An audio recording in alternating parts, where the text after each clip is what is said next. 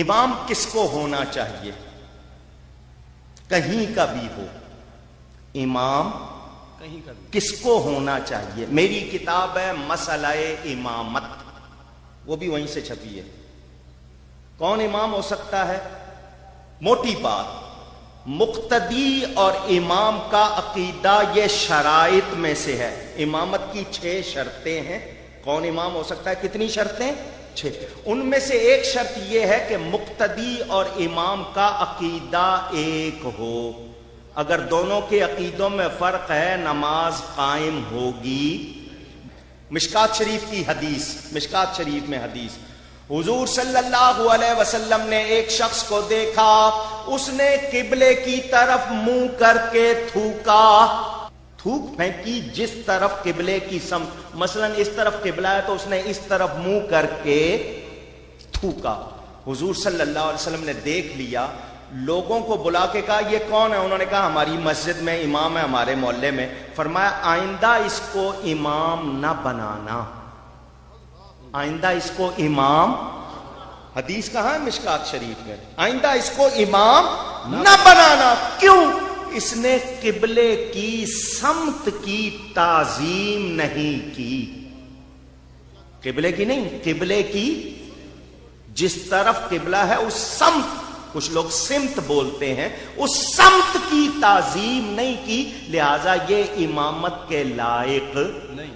یقیناً وہ صحابی ہوگا، حضور صلی اللہ علیہ وسلم کے سامنے جو ہے صحابی ہوگا، مسلمان، اس نے توبہ کی ہوگی، معافی ملی ہوگی، مگر قانون کیا بن گیا؟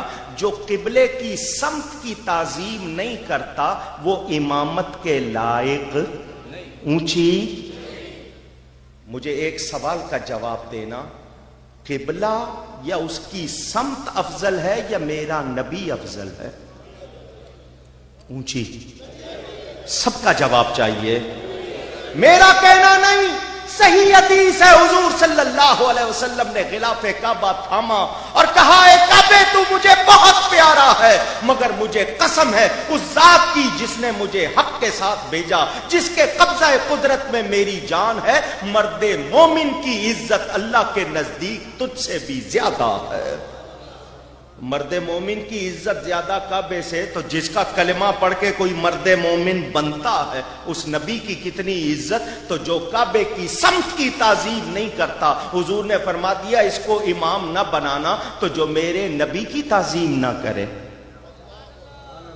اونچی، وہ کہیں بھی امام لگ جائے وہ امامت کے لائق اونچی، اس کے پیچھے نماز پڑھنی۔ آپ کہیں گے کہ جائز ہے یا دوہرا لیں؟ آپ تو یہ پوچھیں گے میں جس قسم کا سنی ہوں، مجھ سے یہ پوچھو کہ بد عقیدہ کے پیچھے نماز پڑھنے سے گناہ کتنا ہوگا؟ اللہ، مجھ سے یہ پوچھو، یہ نہ پوچھو کہ ہو جائے گی یا نہیں، یہ پوچھو کہ اس کے پیچھے نماز پڑھنے پہ عذاب کتنا ہوگا۔ کیوں کہ جب آپ کہو گے پیچھے اس امام کے، تو جو نبی کا گستاخ ہے اس کو امام کہنا اللہ کو دکھ دینا ہے یا نہیں؟ اونچی، تو جو اللہ اور اس کے رسول کو دکھ دے ہم اس کو امام بنائیں گے؟ ہمارا امام کون ہے؟ جو نبی کا غلام ہے۔ جو نبی کا غلام نہیں وہ ہمارا امام